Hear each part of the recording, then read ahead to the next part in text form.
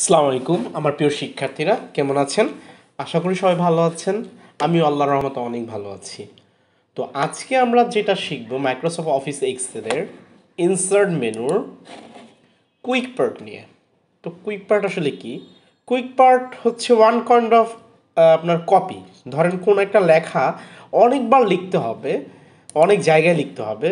তো ওই কথাটা যদি একবারে লিখে দিয়ে যদি আমরা কুইক পার্টে ক্লিক করি তাহলে বারবার আর লেখা লাগবে না। ধরেন আমার একটা এই যে কুইক পার্ট আমরা ক্লিক করলাম, এখানে অনেক কিছু আছে। ধরেন এখানে কুইক টেক্সট আছে, কুইক প্রপার্টিস আছে। ধরেন অথর অথর যদি আমরা একটা নাম লিখে দিই,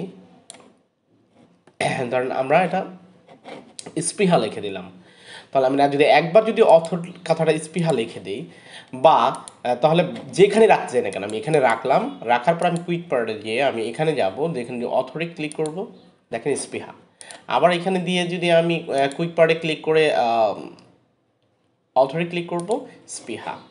এখন এরকম হতে পারে যদি আমি আরেকটা বানাতে চাই তাহলে আমি কুইক পার্টে গিয়ে যদি আমি ডকুমেন্ট প্রপার্টিতে গিয়ে ধরেন আমি ক্যাটাগরি দিতে চাই, তাহলে আমি লিখলাম যে কম্পিউটার ট্রেনিং।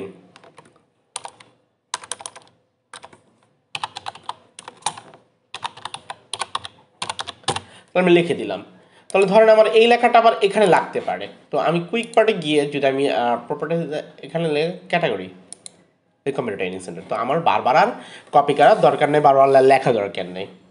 তো এটাই হচ্ছে কুইক পার্টের কাজ। আশা করি আপনাদেরকে বোঝাতে পেরেছি। আপনাদেরকে অসংখ্য ধন্যবাদ মনোযোগ সহকারে আজকে আমাদের ক্লাসে শোনার জন্য।